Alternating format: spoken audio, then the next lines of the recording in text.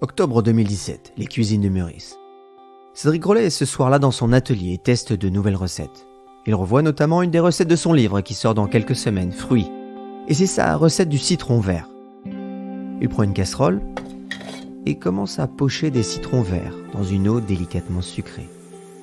Et il surveille l'opération quand, soudain, il tourne les yeux et aperçoit, à l'angle du plan de travail, son téléphone en train de vibrer dans la pénombre. Il lâche la casserole et s'énerve. C'est pas possible, c'est qui encore ?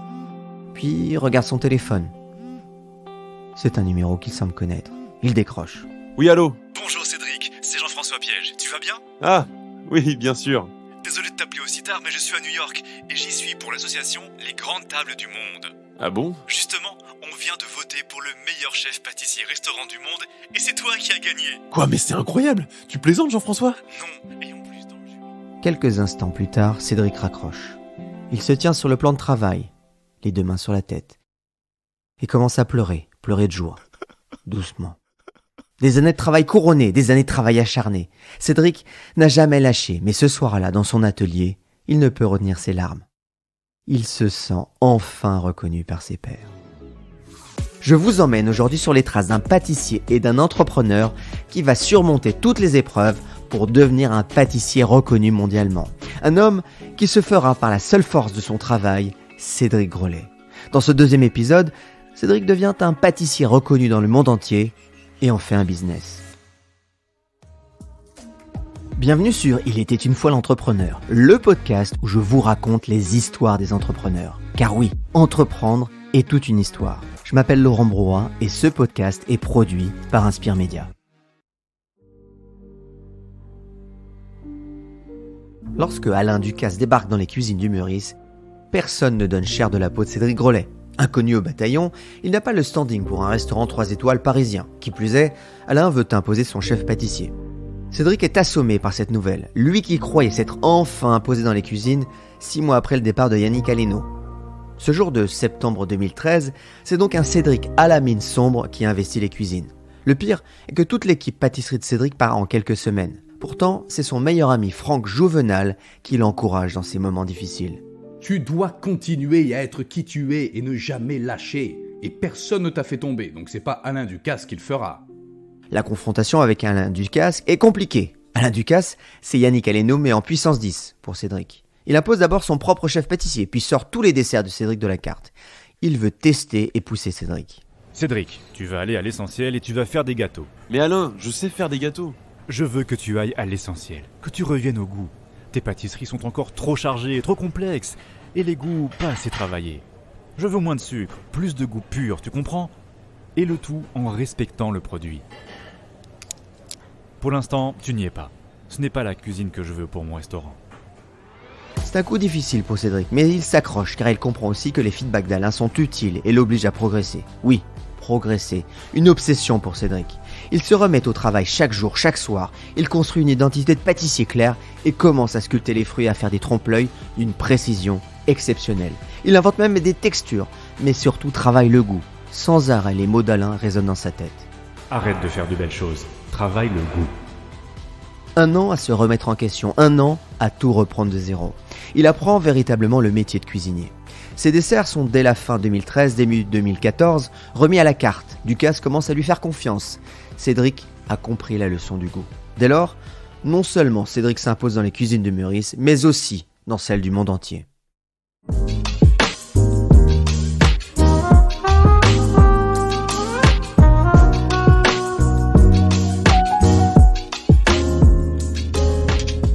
Alain Ducasse finit par comprendre qu'il a une pépite entre les mains, un travailleur de dingue qui sacrifie tout pour réussir, un travailleur qui n'arrêtera que pour la perfection. Désormais, Cédric combine le goût, mais aussi le visuel. On vient pour le visuel de ses gâteaux et on en revient pour le goût. C'est le credo de Cédric d'ailleurs. La noisette est une de ses créations emblématiques avec son praliné, son caramel onctueux, ou encore le citron sculpté et sa couche opaline de crème au citron vert, ou même la cerise composée d'un cœur de gelée de cerise à l'estragon, enrobé d'une ganache. Ces créations commencent à faire le tour des cuisines de Paris et des critiques gastronomiques. Cédric Grolet est élu pour la première fois meilleur chef pâtissier de l'année par le magazine Le Chef en 2015. Cette première reconnaissance le touche, puis les prix s'enchaînent pour le pâtissier. Meilleur pâtissier en 2016 pour le prix Relais Dessert, prix du pâtissier de l'année au Festival Omnivore la même année. Mais le prix 2017 du meilleur pâtissier au monde le touche particulièrement car il y voit aussi une reconnaissance de la profession. Justement, on vient de voter pour le meilleur chef pâtissier restaurant du monde et c'est toi qui as gagné. Quoi, mais c'est incroyable! Tu plaisantes, Jean-François? Lui, Cédric Grolet, qui à chaque nouveau chef a dû se battre pour réussir, il a enfin la reconnaissance de Pierre Hermé ou même Jean-François Piège, membre du jury de ce prix. En 2018, rebelote pour Cédric, qui obtient le titre de meilleur pâtissier du monde par l'association 50 Best. Les reconnaissances sont telles qu'Alain Ducasse lui demande régulièrement avant même de le saluer. Cédric, t'as pas pris la grosse tête? Non, Cédric n'a pas pris la grosse tête car il bosse toujours autant, il ne s'arrête jamais. Il est désormais l'égal d'Alain Ducasse qui ne fait que goûter ses desserts quand il vient. Cédric dirige aussi une brigade de 20 pâtissiers qui préparent entre 1000 et 4000 desserts tous les jours. Mais c'est une invitation en Ukraine en 2016 qui va le faire devenir un pâtissier businessman.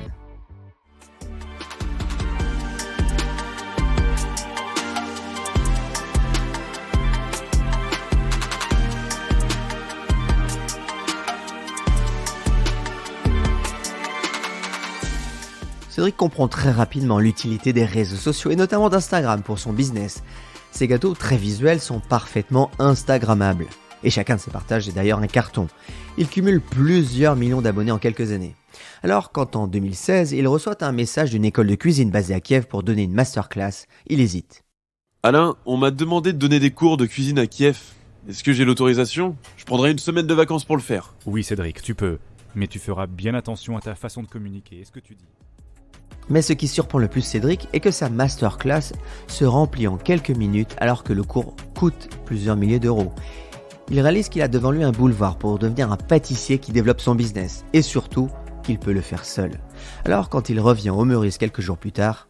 Alain, je veux quitter le Meurice. Pourquoi?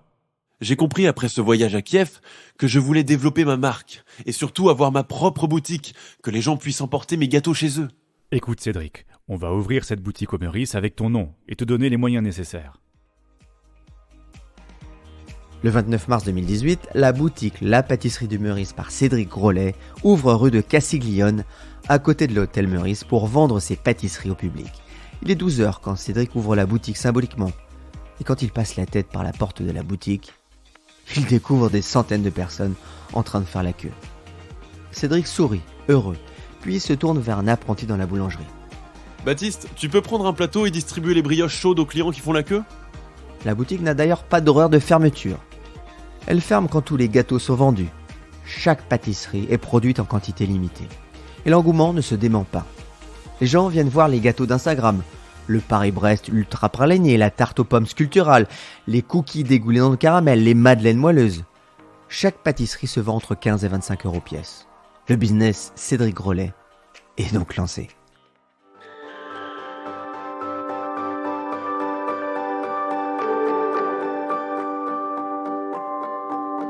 Cédric Grolet enchaîne alors les masterclass dans le monde tout en prenant des jours de congé du Meurice. Mais ce statut ne lui convient plus. Alain, c'est plus possible pour moi de faire toutes ces choses tout en restant au Meurice. J'ai besoin de retrouver une vraie liberté. Je pense qu'on peut trouver un arrangement. Tu restes au Meurice, mais en indépendant. Surtout que je veux aussi ouvrir ma boulangerie. Il est temps pour moi de partir. Non Cédric, fais-moi confiance. On peut trouver un accord. Cédric Grolet devient consultant pour le Meurice et lance sous son nom ses boutiques. C'est d'abord une boulangerie, la boulangerie Cédric Grolet à Opéra. Le succès est aussi immédiat que la première boutique, avec un concept fraîcheur inédit. Pour chaque heure de la journée, la boulangerie vend un produit précis.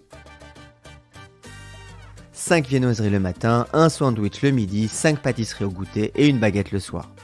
Cédric, lui, ne dirige plus ses boutiques qu'il a confiées à ses fidèles lieutenants. Johan Caron à Opéra et François Dezay au Meurice. Il crée et gère désormais ses entreprises. Il ouvre aussi une boutique à Londres début 2022, puis lance même un pop-up store à Barcelone. C'est un Cédric Grolet qui, à 37 ans, est en train de se construire un empire de la pâtisserie par les boutiques, mais aussi par les livres, qui figurent parmi les meilleures ventes de livres. Son premier livre, Fruits, sort en 2017, puis c'est Opéra en 2019 et Fleurs en 2021, et tous édités par les éditions Alain Ducasse. La boucle est bouclée. Cédric Grolet s'est tissé tout en haut de la pâtisserie française en l'espace de 10 ans. Désormais, c'est sur Instagram qu'il montre ses créations en basket jean t-shirt. Et il n'en est qu'au démarrage. pourtant, lui ne rêve que d'une chose, ouvrir une école.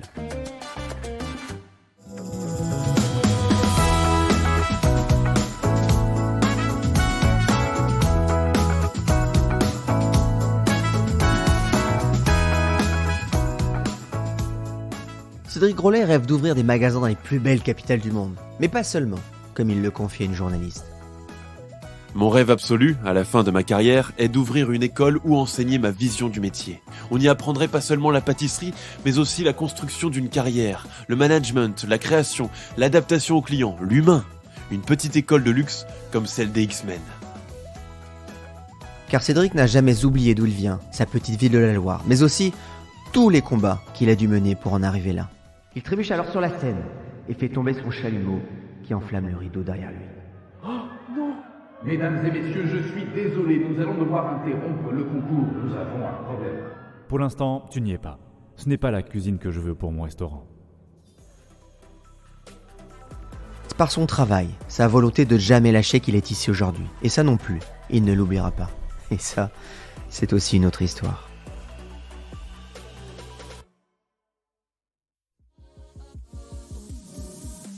Merci pour votre fidélité. Alors tant que j'y pense, ce podcast, c'est 3 jours de travail par épisode. Et tout ce travail, c'est évidemment une équipe derrière. Merci donc à Thibaut Viotte, Sarah Brevet pour l'écriture et la recherche, et Morgane Bouchiba pour le son, mais aussi tous les acteurs qui interviennent dans les dialogues. Vous l'avez entendu, il y a pas mal d'acteurs.